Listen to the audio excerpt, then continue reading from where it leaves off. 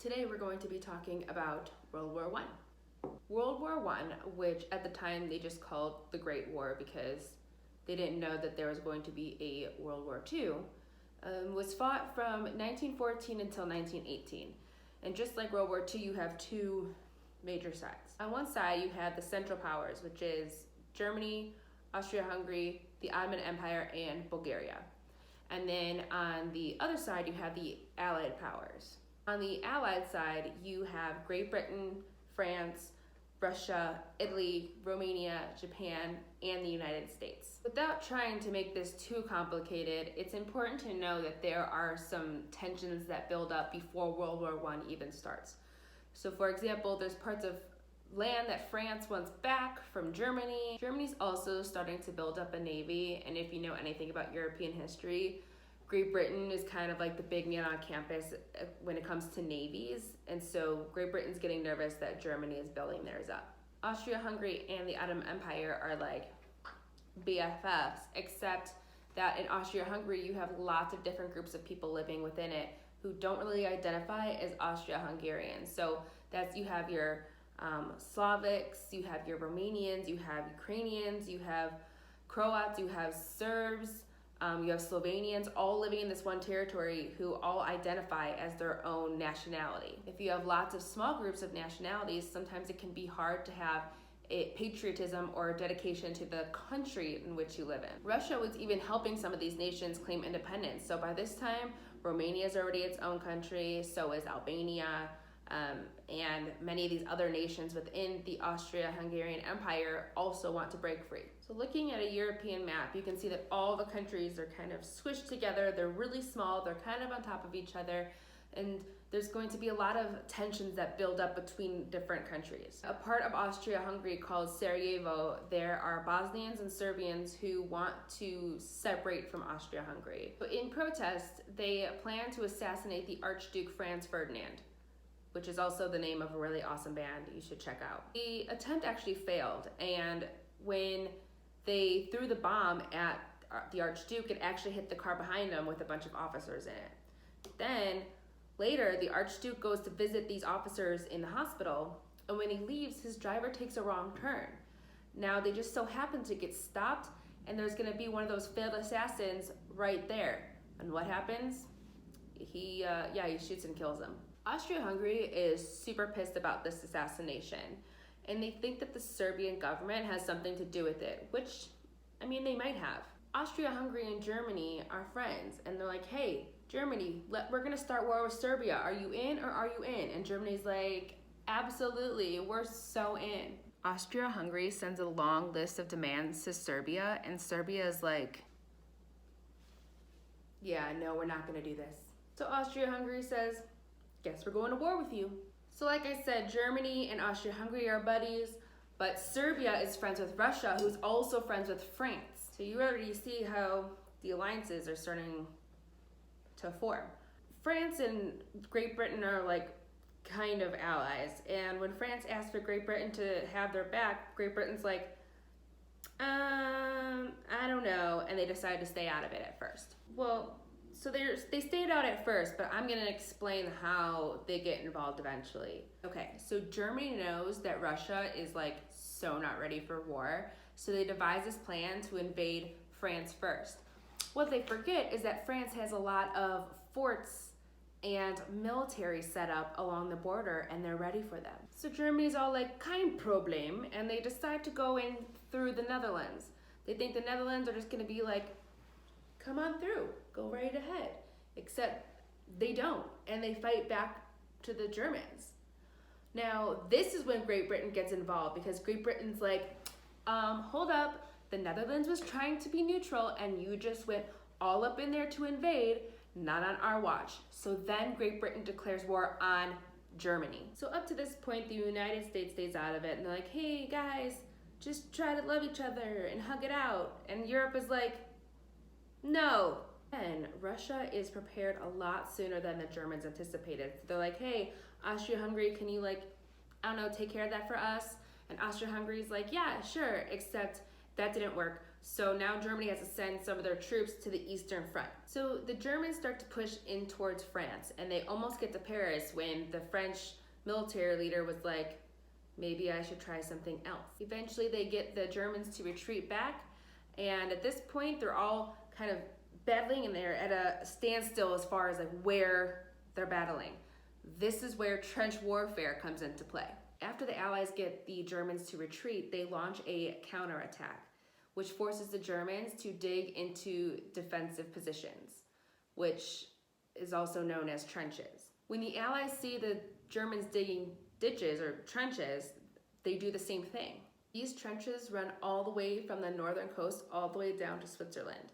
Now before this, soldiers were used to like classic forms of warfare where you're in this military, and you have guns and swords, and you run up to each other and you fight them. Except now they have better guns. Like this is the first time the machine gun makes an appearance, and they can shoot from farther away, which means uniforms are out of date, fighting tactics are out of date, strategies are out of date. All of that needs to be updated like yesterday. I mean, before World War I, most of Europe's military uniforms didn't even have helmets. And the French uniform had red pants. Who wears red pants to war? All right, now I'm going to explain how trench warfare happened. Some argue that this was the worst conditions for fighting in history. Like I said, a trench is basically a ditch.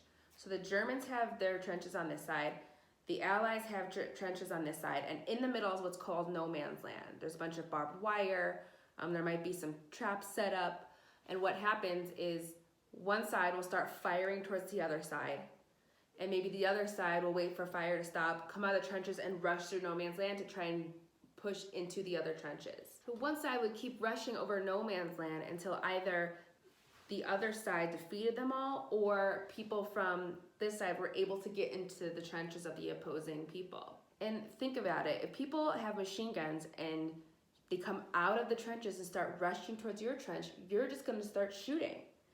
And they're only trying to gain a few kilometers, because we're in Europe, so kilometers, of land at a time. Thousands of people die by doing this. Worth it? I don't know. And if just simply fighting in these trenches wasn't bad enough, remember these soldiers are living in these trenches. Especially on the French and British side, the trenches were poorly made. So when it rained, it'd be muddy. There's also bodies everywhere because you can't always clear all the bodies all the time. Not to mention that a lot of the water that collected in these muddy ditches was poisonous because of the chemicals that were used. There's also rats everywhere.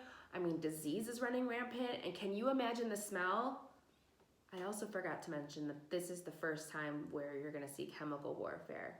So not only are machine guns firing many bullets at a time, they've also found a way to put chemicals or poisonous gases into bombs and throw them into the trenches. So this is the first time you're gonna see chlorine gas, mustard gas, phosgene, I think I said that right. They like make you basically drown from the inside out. As terrible and awful as trench warfare was, it wasn't that successful, and eventually both sides are going to end up in what's called a stalemate, where you're not really seeing victory on either side. But then Europe remembers, oh yeah, we're Europe and we've conquered and taken over lots of parts of the world. So now a lot of these countries are fighting each other in their colonies. So you're going to get Australia and New Guinea involved. You're getting Cameroon and German East Africa involved. You're getting Togoland involved, all these countries in Africa. The Allies also start creating new friends. They get Japan, who's trying to become an empire in their own right, and they also get Italy to help out. And actually, low-key, Italy was friends with Germany and Austria-Hungary first, but there was some bad blood between them at this point, and the Allies were like, hey, we'll give you some of Germany and Austria-Hungary's land if you just help us, and Italy's like, say less. Once Japan and Italy enters the picture, so does the Ottoman Empire on the side of the Central Powers. They start to try and attack Russia, but they're not ready for the cold, and a lot of them freeze to death. They also try to take the Suez Canal from the British and it doesn't work. So in all these parts that the Ottomans are trying to take over, they're losing. And instead of taking responsibility themselves, they blame the Armenians. Armenians are a group of people who are living in the Ottoman Empire. All this blame directed at the Armenians is going to lead to the Armenian genocide. About 1.5 million people are going to end up killed as a result. So Great Britain had a colony in India, and Afghanistan is right by India. So Germans sent people to Afghanistan to try and get them to rise up and fight the British people in India. Except it didn't even work. At this point, it truly is a world war. Before the war started, they tried to come to an agreement like don't kill civilians and don't use chemical warfare. Basically, don't be jerks. But the Germans are so tired of being at a stalemate that they're like, okay, well, now we're gonna be jerks. The Germans start to bomb villages and they start to drop chlorine gas into the Allied trenches. The Germans even decide to bomb ships that have civilians on it, not even military personnel. One of these ships is the Lusitania, which actually had 150 Americans on board. At first, when the war happened, there was a lot of German Americans living in the United States who were like, yay, Germany. And then as Germany starts to be jerks, they're like, ooh, no, Germany. Then after the sinking of the Lusitania, Americans were like, oh no, Germany. Germany tries to send a telegram to Mexico and be like, hey, you know, it'd be like super cool of you if you just, I don't know, attacked America for us.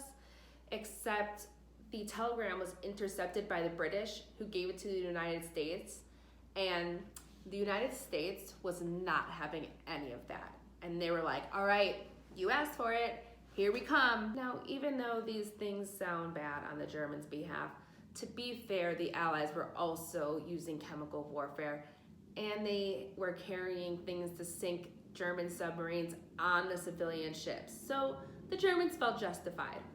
At this point, it's 1916, and I'm gonna head back to the trenches to see how they're doing. Oh, not well, you say? The Germans tried to attack the city of Verdun in France, and France is like, no, please don't do that. So they kept trying to defend it. But it wasn't going so well, and they needed backup. So what the British do is they start their own battle against the Germans farther north, and that ended up being called the Battle of the Somme. Battle of the Somme was a really brutal battle, and on the first day, Great Britain alone had 60,000 casualties. It was also the Battle of the Somme, though, that the British first used the tank. Meanwhile, while this is all going on in the trenches, there's still battles going on, especially in the Middle East.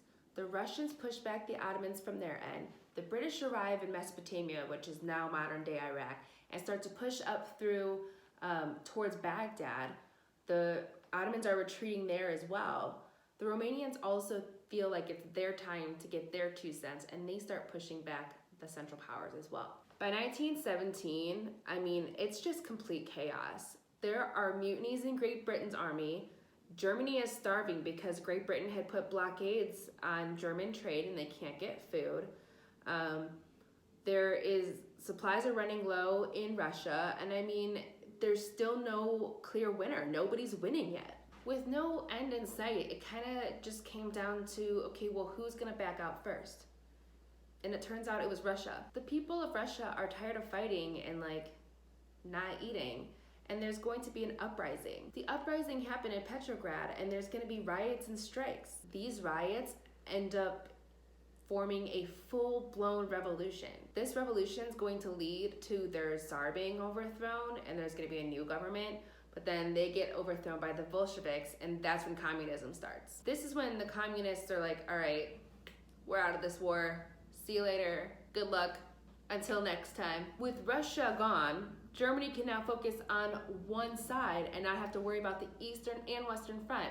They can just focus on the Western front. Great news for them. So while Germany's all happy about this, they forget one tiny problem.